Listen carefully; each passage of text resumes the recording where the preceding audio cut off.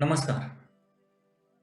गिरिधर नागर इस कविता के माध्यम से तथा इस इन पदों के माध्यम से जो कि संत मीराबाई द्वारा रचित हैं, इन पदों के माध्यम से संत मीराबाई का श्री कृष्ण के प्रति, अपने आराध्य के प्रति, अपने ईश्वर के प्रति, अपने भगवान के प्रति जो समर्पण भाव है उसको जानने का प्रयास करेंगे। साथ ही साथ इन पदों के माध्यम से संत मीराबाई जी ने जो हमारे सामने मूल्यों का प्रदर्शन किया है तथा प्रस्तुतिकरण किया है तथा हमारे सामने वह मूल्य रखने का प्रयास किया है, उनको आत्मसात भी करने का प्रयास हम करेंगे।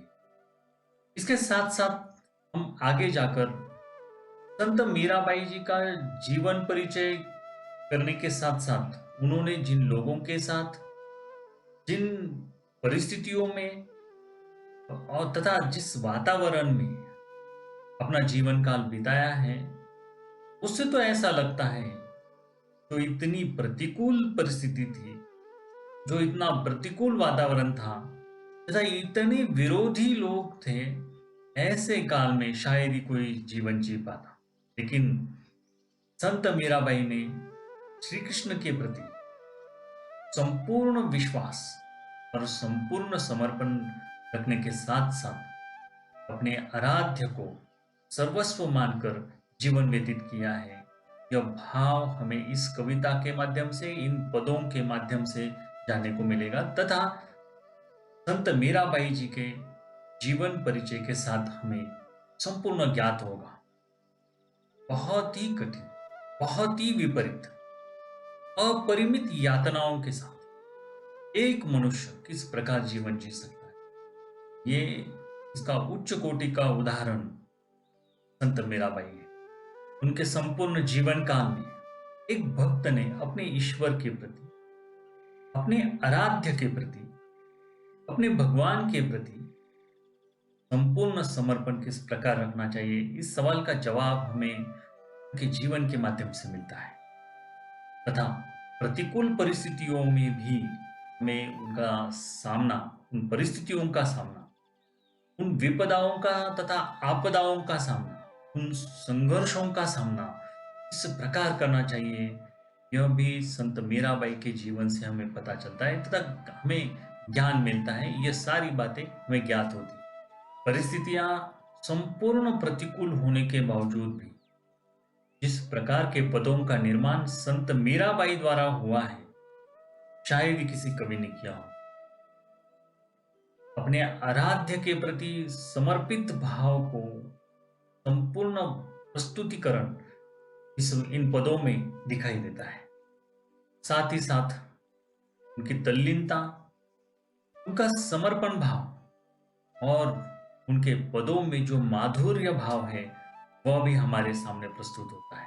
तो चलिए एक अलौकिक, अद्भुत, अपने आराध्य के प्रति संपूर्ण समर्पित इस भक्त को तथा एक कवि को जानने का प्रयास करेंगे। सबसे पहले संत मीराबाई जी का परिचय तथा जीवन परिचय हम कर लेंगे और उसके बाद कविता को तथा मीराबाई के पदों को विश्लेषण पूर्वक जानने का प्रयास करते हैं। संत मीराबाई बचपन से ही कृष्ण भक्ति में लीन रहा करती थी। बाद में गृह त्याग करके आपने घूम घूम कर भजन, जगह जगह जाकर, मंदिरों में जाकर, साधुओं के संतों के समूहों में जाकर भजन सुनाया और उनके भजनों में, उनकी पदों में, उनकी रचनाओं में माधुर्य और तल्लीनता कूट कूट कर भरी होती थी तथा वह जो भाव है वह ओत प्रोत होते थे। आपके पदों में प्रेम की तल्लीनता समान रूप से पाई जाती है। यह संत मीराबाई जी के पदों का एक विशेष महत्वपूर्ण गुण है। संत मीराबाई जी का जन्म 1498 में हुआ। कुछ मान्यता ऐसी भी है कि उनका जन्म 1503 में हुआ है, लेकिन जहां तक इतिहासकारों का मानना है, वहां तक जहां तक सबूत मिले हैं वहां तक तथा उनके पदों की रचनाओं के अनुसार उनका जन्म साल 1498 ही माना गया है। उनका जो जन्म स्थल है राजस्थान के मेड़ता के निकट चौकड़ी नामक गांव में हुआ है। यहाँ पर भी दो मत प्रवाह सामने आते हैं। कुछ लोगों के मतानुसार अन्य भी एक गांव है, लेकिन इतिहासकारों के अनुसार चौकड़ी यही जन्म स्थल मान्य किया गया है। उनकी माता का नाम वीर कुमारी था। उनके पिता का नाम रतन सिंह और गुरु के तौर पर वे संत रविदास को, मतलब रैदास को अपना गुरु मानती थी। बचपन से ही मीराबाई के ऊपर बहुत ही अच्छे संस्कार उनके माता और पिताजी के द्वारा हुए थे और वही संस्कार आगे जाकर मीराबाई को बहुत ही काम आए। अपने जीवन में वह अडिग रही। इतने सारे संकट आने पर भी, विपदाएं तथा आपदाएं आने पर भी मीराबाई शांत रही और अपना जीवन भगवान श्री कृष्ण के भक्ति में लीन करती रही, व्यतीत करती रही, समर्पित करती रही।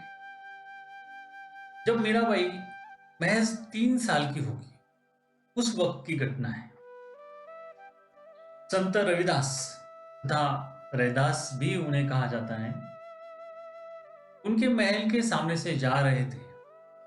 तभी मीराबाई ने उनको देखा, जो उनके हाथ में भगवान श्री कृष्ण की मूर्ति थी। मीराबाई को, मतलब 3 साल की मीराबाई को, छोटी सी मीराबाई को वह श्री कृष्ण की मूर्ति जो रैदास के हाथ में थी बहुत ही अच्छी लगी।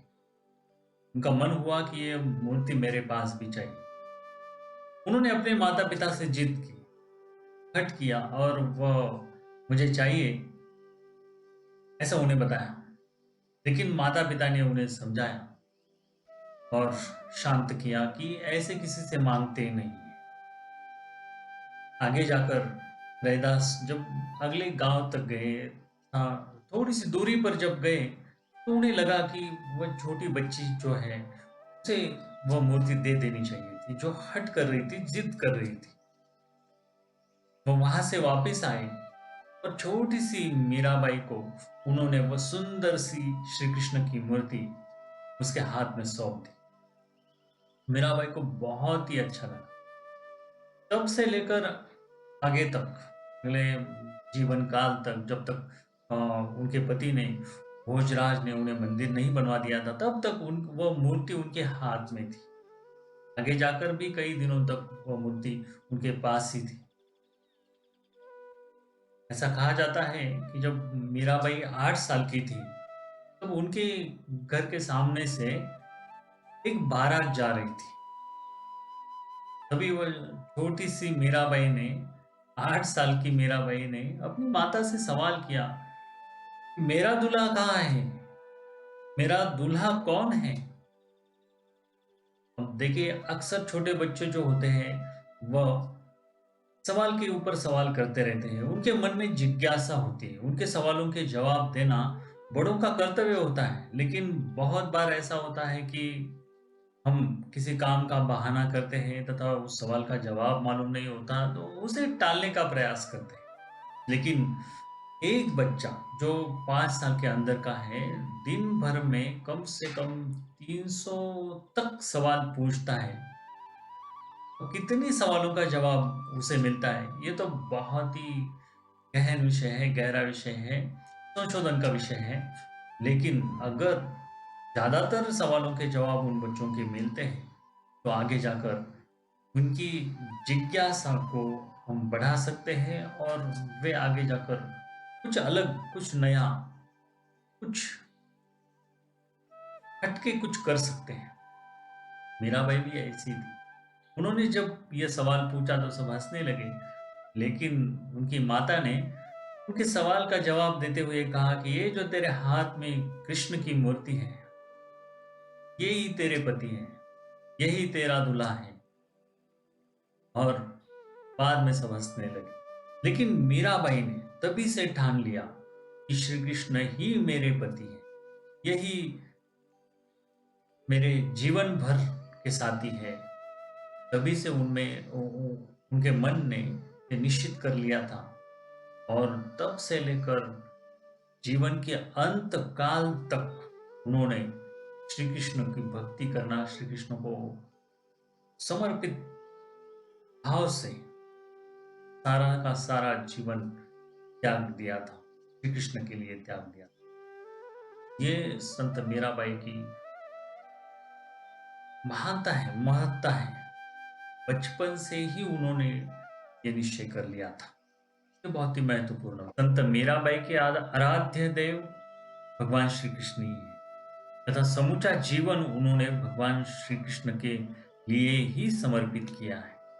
उनके पदों का निर्माण भी संपूर्ण समर्पित भाव को हमारे सामने रखता है। उनके काव्य मुक्तक प्रकार के हैं और उनकी जो भाषा है, काव्य की जो भाषा है तथा रचनाओं की तथा पदों की जो भाषा है, वह राजस्थानी मिश्रित ब्रज भाषा है। उनके काव्यों में से प्रसाद और माधुर्य गुण उभर कर आते हैं तथा उन काव्यों में, उन पदों में ये जो गुण है, माधुर्य भाव जो है, वह कूट कूट कर भरा हुआ हमें दिखाई देता है। उनकी प्रमुख कृतियों पर अगर हम नजर डालते हैं तो हमें पता चलेगा कि सारी जो कृतियां हैं वो उन्होंने श्री कृष्ण के जीवन को ही समर्पित की है।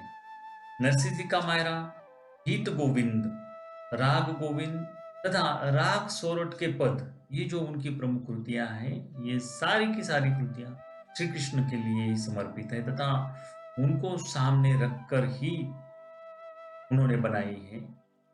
उनके वैवाहिक स्थिति के बारे में भी जरा जायजा हम लेंगे। देखिए, उनका विवाह जो है वो 1516 में हुआ और उनके पति उदयपुर के महाराणा सांगा के पुत्र तथा उदयपुर के राजा महाराणा महाराणा सांगा के पुत्र थे, बड़े पुत्र थे। शुरुआती कुछ दिनों में संत मीराबाई का जो व्यवहार है, उनके प्रति जो व्यवहार था, वो कुछ बदला हुआ सा। उन्हें उसका एहसास भी होता था। लेकिन बाद में जब पता चला कि मीराबाई श्री कृष्ण के लिए ही समर्पित है, वह किसी और की हो ही नहीं सकती, क्योंकि जन्म से ही, मतलब बचपन से ही उन्होंने अपने पति भगवान श्री कृष्ण को ही चुन लिया है।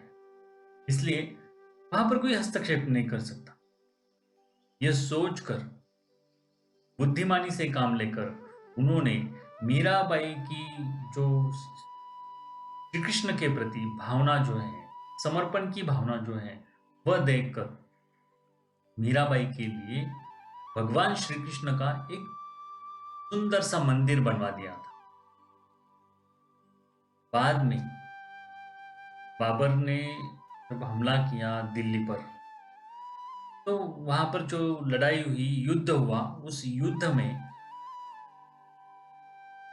भोजराज, जो कि मीराबाई के पति जख्मी हो गए और जख्मी अवस्था में ही उन्होंने प्राण त्याग दिया। उसके बाद जो उत्पीड़न तथा प्रताड़ना मीराबाई के जीवन में आई है, वह किसी के भी जीवन में ना आए, क्योंकि परिवारजनों ने ही शक करना, उनके ऊपर शक करना शुरू कर किया था।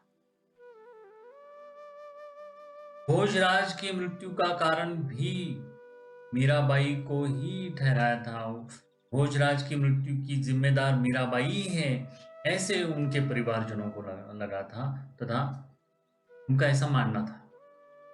भोजराज के बाद जब सिंहासन पर विक्रम सिंह बैठे तो उन्होंने और प्रताड़ना शुरू कर दी, मानसिक छल उनका शुरू कर दिया और उनको मारने के कई प्रयास बाद में हुए उनके परिवारजनों के ही माध्यम से। कुछ मान्यताओं के अनुसार अनेकों बार मीराबाई पर जहर का प्रयोग भी हुआ, विष का प्रयोग हुआ था। देखिए, एक बार तो दासी के माध्यम से एक फूलों की टोकरी मीराबाई तक पहुंचाई गई और उनसे कहा गया कि ये फूलों की माला है, जबकि उस टोकरी में एक सांप था फूलों के नीचे। मीराबाई जैसे ही मीराबाई ने उस टोकरी को हाथ लगाया, स्पर्श किया, तो उस टोकरी में फूल तो थे ही, लेकिन जो सांप था, जो सर्प था, उसकी भी फूलों की माला में परिवर्तन हो गया। एक कथा के अनुसार तथा एक मान्यता के अनुसार ऐसा भी बताया गया है कि भरे दरबार में एक दासी के द्वारा मीराबाई के हाथ में एक जहर का प्याला दिया जाता है और उससे यह कहा जाता है कि ये जो जहर है ये श्री कृष्ण ने दिया है। श्री कृष्ण ने दिया हुआ जहर भी मीरा ने उस वक्त भरे दरबार में हंस हंस कर प्राशन किया था, हंस हंस कर पी लिया था। ऐसा कहा जाता है कि पूर्ण रूप से भरा हुआ वह जहर का प्याला भी मीरा ने हंस हंस कर तो पी लिया, लेकिन उसके शरीर पर, मीराबाई के शरीर पर उस जहर का थोड़ा सा भी असर नहीं हुआ। लेकिन कुछ मान्यताओं के अनुसार ऐसा बताया जाता है कि मीराबाई के हाथ में उस वक्त जो श्री कृष्ण की मूर्ति थी, उस मूर्ति का रंग नीला हो गया था। आगे जाकर ऐसी मानसिक और शारीरिक प्रताड़नाओं का बहुत बार सामना मीराबाई को करना पड़ा, क्योंकि घर वालों को, परिवारजनों को, राजा को यह मंजूर नहीं था कि घर की बहू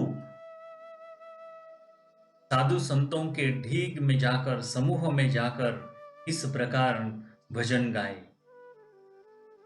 इस प्रकार नाचे। उस भजन में मग्न होकर जब मीराबाई नाचती थी तो परिवारजन नाराज हो जाते थे, उनको अच्छा नहीं लगता था। उसी कारण ये सब हो रहा था और मीराबाई को मारने तक की मजाल उनकी गई थी। जब ये कई बार हुआ तो उसे तंग आकर मीराबाई ने गृह त्याग किया और आयु की 30 वर्ष की उम्र में उन्होंने वृंदावन, मथुरा और द्वारिका की यात्रा की, तीर्थ यात्रा की। भगवान श्री कृष्ण के लिए अंत में, मतलब उनके अंतिम समय में, वे द्वारिका में जा बसे, लेकिन वहां पर भी प्रवेश उनके लिए निषिद्ध किया गया। जब वहां के उस मुनि को जब बताया गया मीरा द्वारा कि सिर्फ इस दुनिया में सिर्फ और सिर्फ भगवान श्री कृष्ण ही एकमात्र पुरुष है, अन्य कोई नहीं, तो वह वहां के जो ऋषि हैं, मुनि हैं, वह भी स्तंभित हो गए थे, स्तब्ध हो गए थे और उनको जो प्रवेश निषिद्ध किया गया था वो खुला। अंत में द्वारिका में ही ऐसा कहा जाता है कि संत मीराबाई द्वारिका में ही थी तो श्री कृष्ण के मूर्ति में वह सम्मिलित हो गई, उनका समायोजन हो गया।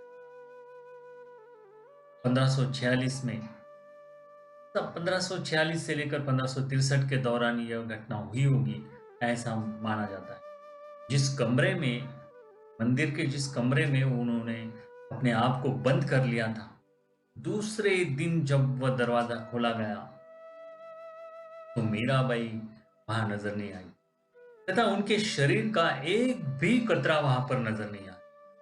इसलिए ऐसा माना जाता है कि मीराबाई श्री कृष्ण के मूर्ति में सम्मिलित हो गई। हो ही न क्यों, क्योंकि बार बार देखा गया था कि मीराबाई जैसे श्री कृष्ण से बातें कर रही हो, श्री कृष्ण उनके साथ हो, श्री कृष्ण उनके इर्द गिर्द हो। ऐसे कई अनुभव परिवारजनों सहित अन्य लोगों को भी आए थे और उनके पति भोजराज को भी आए थे। इसलिए संत मीराबाई सगुन भक्ति में रत रहती थी, श्री कृष्ण की मूर्ति में ही श्री कृष्ण को ढूंढती थी और हमेशा अपने साथ श्री कृष्ण की मूर्ति रखती थी। ऐसी अपरंपार भक्ति करने वाली भक्त अनन्य उपासिका संत मीराबाई को हमारा शत शत नमन। आगे जाकर मीराबाई द्वारा जो पद रचे गए हैं, हमने जो प्रमुख कृतियां देखी उनमें से ही लिए गए हैं और ये जो 3 पद हमारे सामने रखे गए हैं उनको हम जानने का प्रयास करेंगे, विश्लेषण पूर्वक जानने का प्रयास करेंगे। संत मीराबाई जी के साथ हम आगे जाएंगे और एक एक पद को मीराबाई की भावनाओं के साथ समझने का और आत्मसात करने का हम जरूर प्रयास करेंगे। तो चलिए चलते हैं संत मीराबाई के पद गिरिधर नागर।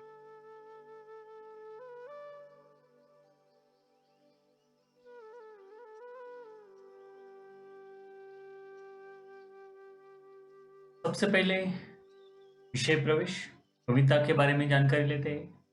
प्रस्तुत काव्य में रसिक शिरोमणि श्री कृष्ण की अनन्य उपासिका संत मीराबाई अपना प्रेम प्रकट कर रही। सभी पदों में श्री कृष्ण के प्रति मीराबाई के प्रेम, उनकी भक्ति, उत्सुकता, प्रिय मिलन की आशा, प्रतीक्षा आदि का मार्मिक चित्रण मिलता है।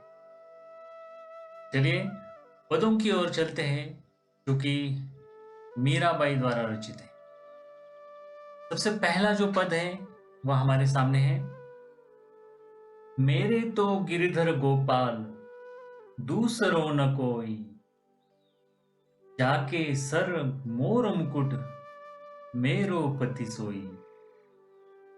छाड़ी दई कुल की कानी कहा करिए कोई। छाड़ी दई कुल की कानी कहा करिए कोई। संतन ढीक बैठी बैठी, संतन ढीक बैठी बैठी लोक लाज खोई।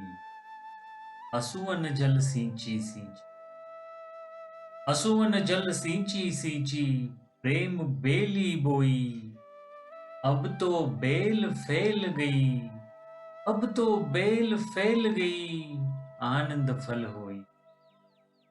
दूध की मथनिया बड़े प्रेम से बिलोई, दूध की मथनिया बड़े प्रेम से बिलोई। माखन जब काढ़ी लियो, माखन जब काढ़ी लियो छाछ पिए कोई। भगत देखी राजी हुई, भगत देखी राजी हुई जगत देखी रोई। भगत देखी राजी हुई जगत देखी रोई। दासी मीरा लाल गिरीधर, दासी मीरा लाल गिरीधर तारो अब मोही। दासी मीरा लाल गिरीधर तारो अब मोही। तो मित्रों यहाँ पर ये जो पहला पद है इसका प्रकट वाचन हमने किया। आगे जाकर हम दूसरा जो पद है उसका प्रकट वाचन करते हैं। कवयित्री कहती है, हरि बिन कुन गति मेरी, हरि बिन कुन गति मेरी।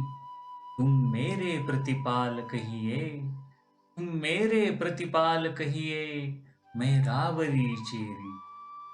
आदि अंत निज नाव तेरो, आदि अंत निज नाव तेरो, हिमाए फेरी।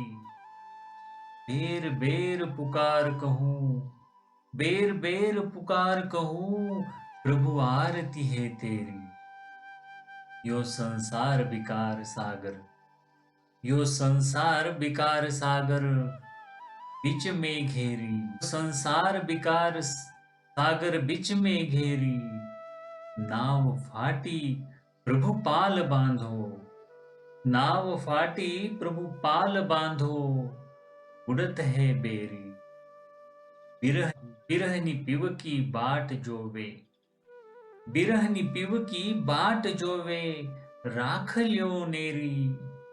दासी मीरा राम रटत है, दासी मीरा राम रटत है, मैं शरण हूं तेरी।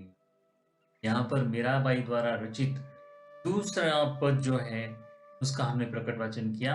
अब चलते हैं तीसरे पद की ओर और आखिरी पद की ओर। फागुन के दिन चार होरी खेल रे मना, फागुन के दिन चार होली खेल मना रे। बिन करताल पखवाज बाजे, बिन करताल पखवाज बाजे, अनहद की झनकार रे। बिन सुर, बिन सुर राग छतीसु गावे, बिन सुर राग छतीसु गावे, रोम रोम रनकार रे। सील संतोख की केसर घोली, सील संतोख की केसर घोली, प्रेम पी प्रीत पिचकार रे। उड़त गुलाल लाल भयो अंबर, उड़त गुलाल लाल भयो अंबर, बरसत रंग अपार रे। उड़त गुलाल लाल भयो अंबर, बरसत रंग अपार रे। घट के पट सब खोल दिए हैं, घट के पट सब खोल दिए हैं, लोक लाज सब डार रे। मीरा के प्रभु गिरिधर नागर, मीरा के प्रभु गिरिधर नागर, चरण कवल बलिहार रे, चरण कवल बलिहार। मित्रों, यहाँ पर ये तीसरा पद था, आखिरी जो पद है वो भी खत्म होता है। मीराबाई ने अपनी सगुन भक्ति में श्री कृष्ण की जो लीलाएं हैं उनको तो अनेक रचनाओं में प्रस्तुत तो किया ही है, लेकिन यहाँ पर खुद के मन की जो भावना है, मन के जो भाव है, उसको दर्शाने का प्रयास मीराबाई ने इन पदों के माध्यम से तथा इन 3 पदों के माध्यम से। संत मीराबाई के उच्च कोटि और अनन्य साधारण भक्ति को प्रस्तुत करने वाले इन पदों के साथ हम यही रुकेंगे। अगले वीडियो में इन पदों की विश्लेषण पूर्वक जानकारी लेंगे। कठिन तथा पर्यायवाची शब्दों का भी विश्लेषण पूर्वक अर्थ जानने का हम प्रयास करेंगे। इस पद्य के ऊपर, इस काव्य के आगे जो कृतियां दी गई हैं, उन कृतियों पर भी अगले वीडियो में ज्यादातर चर्चा होगी। उन कृतियों को सुलझाने का प्रयास हम करेंगे। तो छात्रों, हम आज के लिए यहीं पर रुकते हैं। अगले वीडियो में फिर मिलेंगे पद्य विश्लेषण के साथ, कृतियों के साथ और संत मीराबाई के समर्पण भाव के साथ। तो चलिए, आपका बहुत बहुत धन्यवाद।